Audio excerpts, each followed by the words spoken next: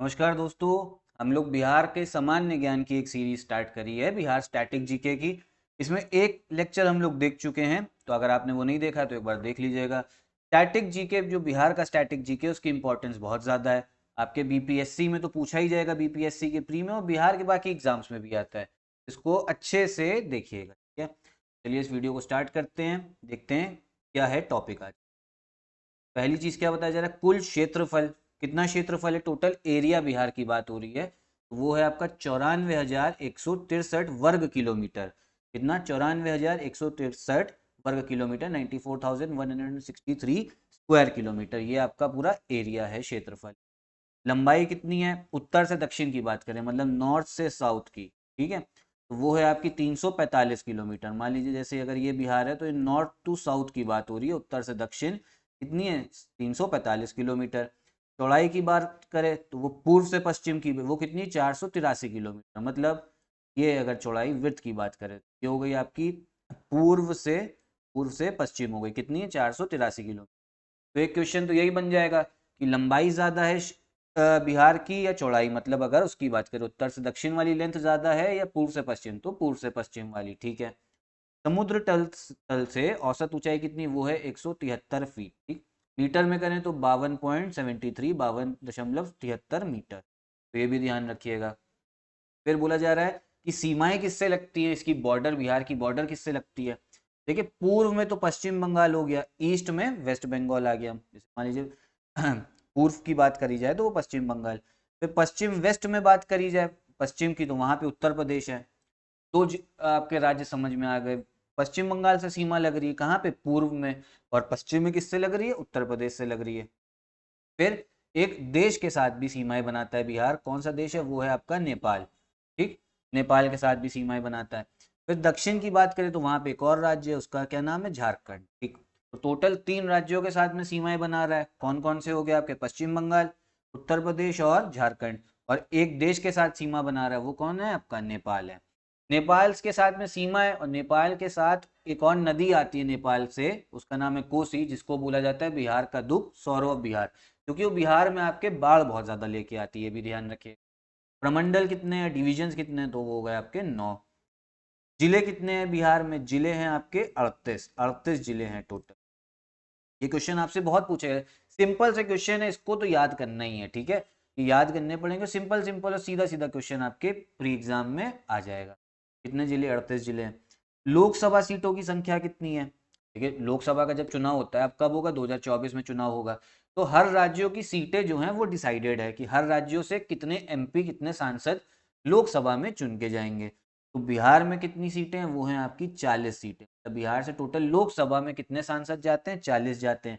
मतलब 40 कॉन्स्टिट्यूएंसी में बिहार बढ़ता है, और हर कॉन्स्टिट्यूएंसी से एक सांसद जीतता। फिर वो जाके ऐसे टोटल कितने कॉन्स्टिट्यूएंसी हैं, 40, तो 40 सांसद होंगे जो लोकसभा जाएंगे।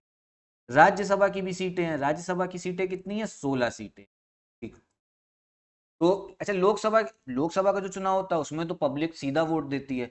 जब अभी लोकसभा का चुनाव होगा 2024, आप देखेंगे आप लोग भी वोट करने जा रहे हैं। लेकिन राज्यसभा का जो चुनाव होगा, जिसमें 16 सीटें हैं, उसमें आप लोग वोट नहीं करते, जनता वोट नहीं करती है।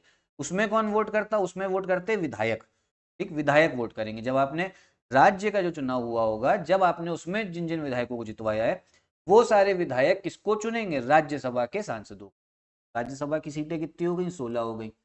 फिर विधानसभा की सीटें, जो राज्य में आपके विधानसभा होता है, विधानसभा में जिसकी सीटें ज्यादा आती है, मेजोरिटी में, बहुमत में जिसकी सीटें होती हैं, वो सरकार बनाता है। तो विधानसभा कितनी सीटें हो गई, 243, 243, मतलब 243 सीटों में बिहार को बांटा जाता है, और फिर वहां पे चुनाव होता है। फिर आपकी विधान परिषद भी है बिहार में। सब राज्यों में विधान परिषद नहीं होती है, जो बड़े राज्य होते हैं वहीं पे विधान परिषद होती है, जो दूसरा हाउस है। विधान परिषद की कितनी सीटें हैं, 75। अब विधान परिषद का भी जो चुनाव होगा, उसमें आपने कभी वोट नहीं करा होगा। उसमें उसमें भी वोटिंग इनडायरेक्ट होती है। लेकिन उसमें कुछ को जो टीचर्स हैं और जो ग्रेजुएट स्टूडेंट्स हैं, उनको अलाउड होता है वोट करना, लेकिन पूरी पब्लिक को अलाउड नहीं होता है। जो विधानसभा की चुनाव है, उसमें तो सबको, जो 18 साल का है उसके ऊपर सब लोग वोट डाल सकते हैं। फिर वो चाहे अमीर हो, गरीब हो, या शिक्षित हो या अशिक्षित हो, उससे कोई मतलब नहीं है। तो यहाँ तक की बात आपको समझ में आई। अगर एक बार आप लोग वीडियो को फिर से देख लीजिएगा, ये फैक्ट है, याद करने जरूरी है। लोकसभा में अनुसूचित जाति के लिए आरक्षित सीटें कितनी हैं? अनुसूचित जाति शेड्यूल कास्ट। अब लोकसभा का चुनाव हो रहा है, लोकसभा के चुनाव में 40 सीटें हैं, 40 में कुछ सीटें रिजर्व करी गई हैं किसके लिए? अनुसूचित जाति शेड्यूल कास्ट के लिए। कितनी सीटें रिजर्व हैं? वो हो गई आपकी 6। इसका मतलब ये होता है इन सीटों से चुनाव कौन लड़ सकते हैं? सिर्फ अनुसूचित जाति के जो लोग होंगे सिर्फ वही चुनाव लड़ेंगे, और हर पार्टी अपना अनुसूचित जाति का एक कैंडिडेट खड़े करेगी इन सीटों में, जो 6 सीटें हैं। वहां से फिर जीतेगा भी कौन? अनुसूचित जाति का ही कैंडिडेट जीत। ठीक है। फिर विधानसभा में अनुसूचित जाति कितनी आरक्षित सीटें? ये तो लोकसभा में हो गई, 40 में 6। विधानसभा में टोटल सीटें 243, और अनुसूचित जाति के लिए कितनी आरक्षित सीटें? वो हो गई आपकी 40। ठीक है, ये हो गई आपकी 40 हो गई। फिर कुल जनसंख्या की बात करते हैं बिहार की, 2011 की जो जनगणना उसके हिसाब से टोटल अगर आपको जनसंख्या देखनी है तो वो 10 करोड़ है। एक बार इसको कॉमा लगा देंगे तो आपको ज़्यादा अच्छे समझ में आएगा। फिर आप कहिए, देखिए कितनी हो गई सीटें, वो कितनी जनसंख्या हो गई? 10,40,99,452, इतनी टोटल जनसंख्या है। ये जनसंख्या 10,40,99,452 2011 की जनगणना के हिसाब से। फिर पुरुष जनसंख्या देखें कितनी है? पुरुष जनसंख्या थोड़ी ज़्यादा है, अगर इसको प्रतिशत में देखें तो 52.14% है। महिलाओं की कितनी है? 47.86%। तो पुरुषों की जनसंख्या ज़्यादा है बिहार में। वो कितनी है आपकी? 5,42,78,157। और महिलाओं की कितनी है? 4,98,21,295। सिर्फ इतना ध्यान रखिए, इतना देखिए टोटल जनसंख्या बिहार की याद कर लीजिए, पुरुष और महिला वाली याद ना करिए, क्वेश्चन बहुत कम आएगा। सिर्फ इतना ध्यान रखिए, ज्यादा जनसंख्या किसकी है? पुरुषों की है। प्रतिशत ध्यान कर लीजिएगा कि पुरुषों की प्रतिशत कितनी है? 52.14, और महिलाओं की 47.86%।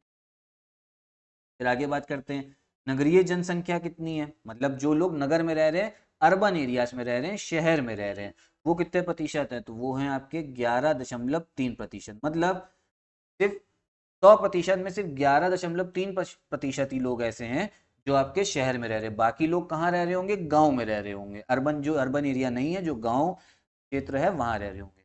तो ग्रामीण जनसंख्या प्रतिशत में कितनी आ गई? ये आ गई आपकी 88.7%। ठीक है, ये भी ध्यान रखिएगा। फिर जनसंख्या वृद्धि दर कितना है? मतलब 2001 से 2011 तक, 2001 से 2011 तक कितनी जनसंख्या में वृद्धि हुई? वो हुई है 25.4%। सारे राज्यों को अगर कंपेयर करें तो बिहार उसमें काफी आगे रहता है। मतलब जनसंख्या की जो वृद्धि होती है उसमें बिहार काफी आगे है ग्रोथ रेट में। फिर जनसंख्या घनत्व की बात करें, पॉपुलेशन डेंसिटी की, देखिए टोटल पॉपुलेशन तो 10 करोड़ कितनी? 10,40,99,452।